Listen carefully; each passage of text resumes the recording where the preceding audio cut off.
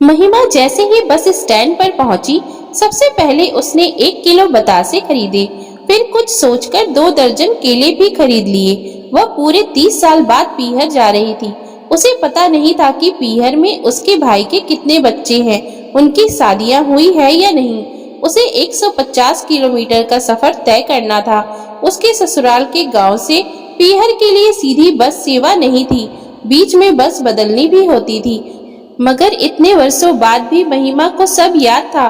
पीहर का रास्ता भी भला कोई भूलता है क्या? महिमा को तो बीच में पड़ने वाले हर गांव के नाम भी याद थे।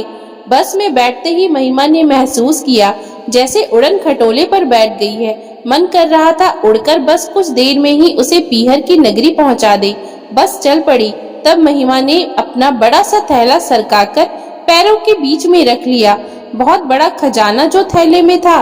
2-3 किलो बेर थे जो महिमा ने अपने खेत से तोड़कर पीहर ले जाने के लिए इकट्ठे किए थे।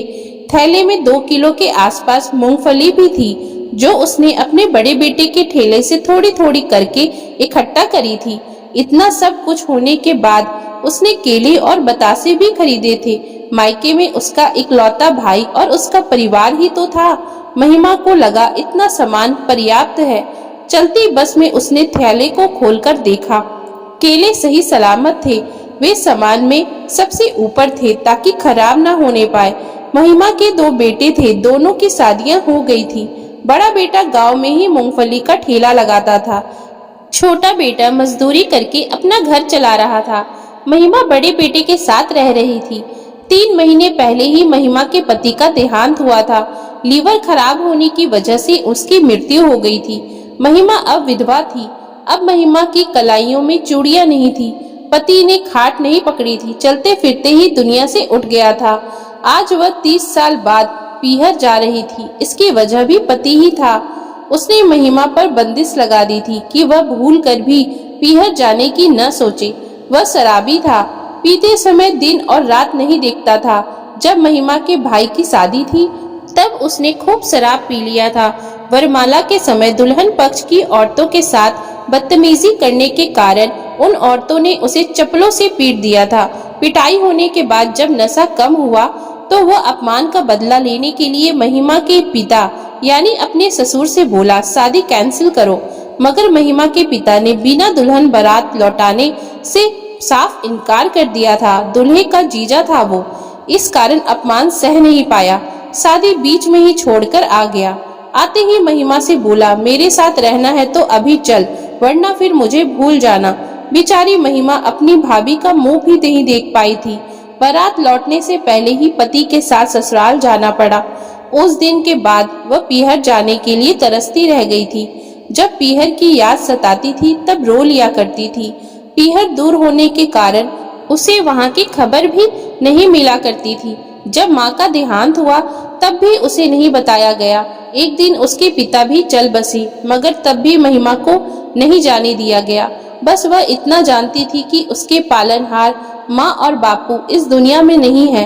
गाड़ी ने पहला गांव पार किया तो महिमा को ऐसा लगा जैसे जिंदगी का एक पड़ाव पार कर लिया है। सफर को 2 घंटे हो चुके थे।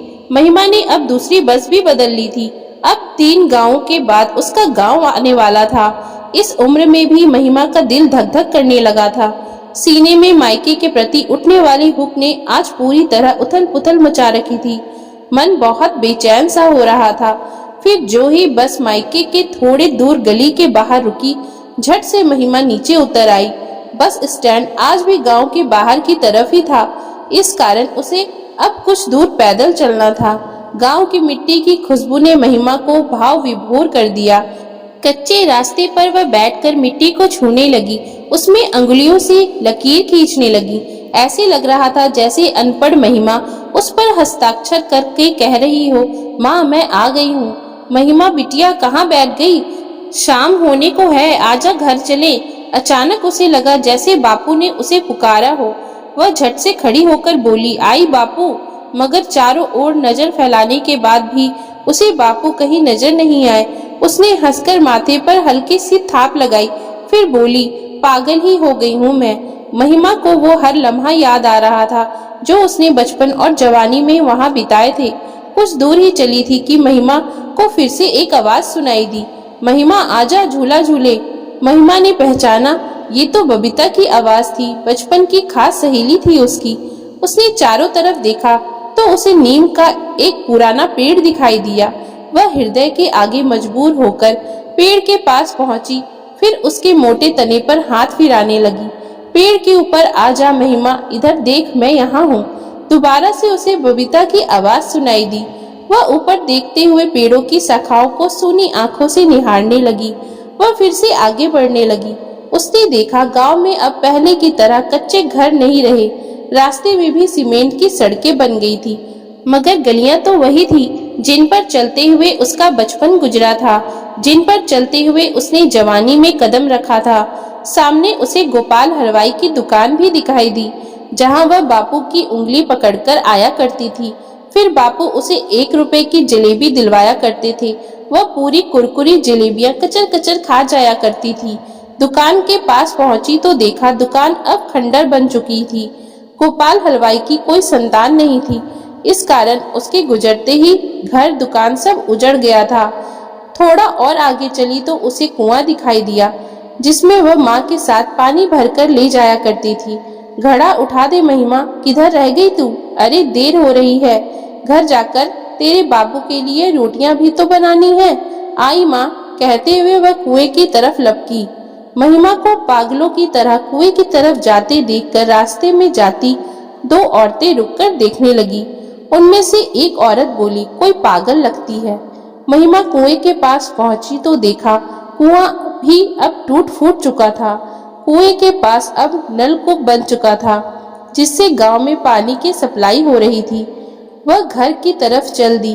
रास्ते में खड़ी औरतों की तरफ उसने देखा भी नहीं। ज्यों ही घर के द्वार पर पहुंची, उसकी चाल तेज हो गई।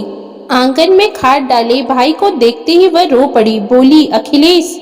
ढलती सांझ में भाई ने उसे गौर से देखा, फिर बोला, माँ बाप की मरे पर भी आ न सकी, अब क्या लेने आई हो? वर्षों बाद भाई को देख रही थी, सोचा था गले से लगाएगा और वह सारे दर्द भूल जाएगी, मगर उसने तो पहचानते ही विष उगलना शुरू कर दिया था। कैसे आती? तुम लोगों ने मेरी शादी ही एक राक्षस से की थी जो पत्थर का बना था। अखिलेश की पत्नी भी बाहर निकल आई। कौन है जी ये?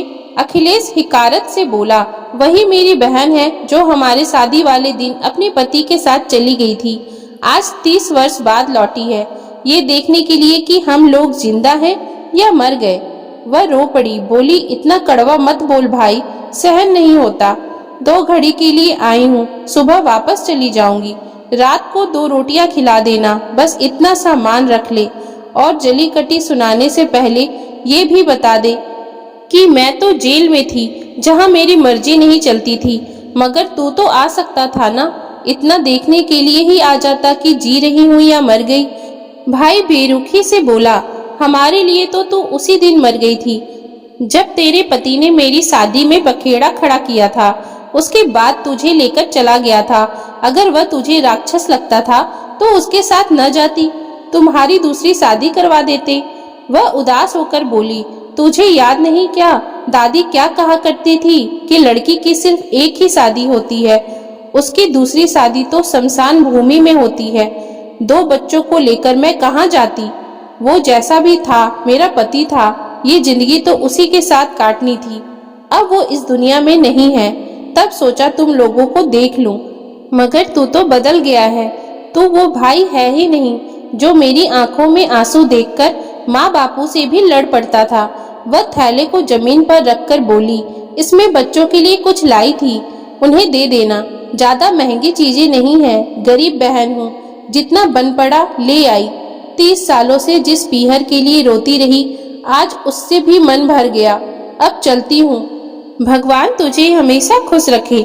वह जाने के लिए मुड़ी ही थी कि अखिलेश बोल पड़ा, दीदी। महिमा के कदम वहीं रुक गए। वह चलकर उसके पास पहुंचा तो महिमा ने मुड़कर उसकी तरफ डूबते सूरज की रोशनी में देखा।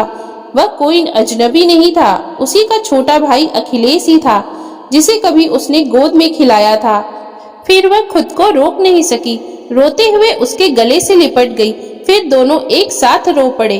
उन्हें रोते देखकर अखिलेश के बच्चे और पत्नी भी अपने आंसुओं को रोक नहीं सके। फिर सारे गिले शिकवे आंसुओं में बह गए। आखिर भाई बहन थे, कब तक नाराज रह सकते थे। भाई बहन का रिश्ता कुछ अलग ही होता है, एकदम निस्वार्थ और प्यारा सा रिश्ता। और वैसे भी छोटा भाई तो बेटे जैसा ही होता है, एकदम लाडला।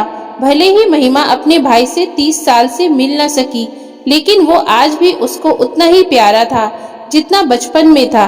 बचपन की सारी यादें उन दोनों की आंखों के आगे चलने लगी। उसके बाद महिमा 10 दिन पीहर में रही, जी भर के बाबुल की गलियों में घूमी, भाई को खूब लाड प्यार किया, भाभी से दिल की बहुत सारे बातें की और बच्चों के साथ खूब खेला और घूमा। बरसों बाद महिमा ने इतनी खुशी दोबारा से महसूस की थी।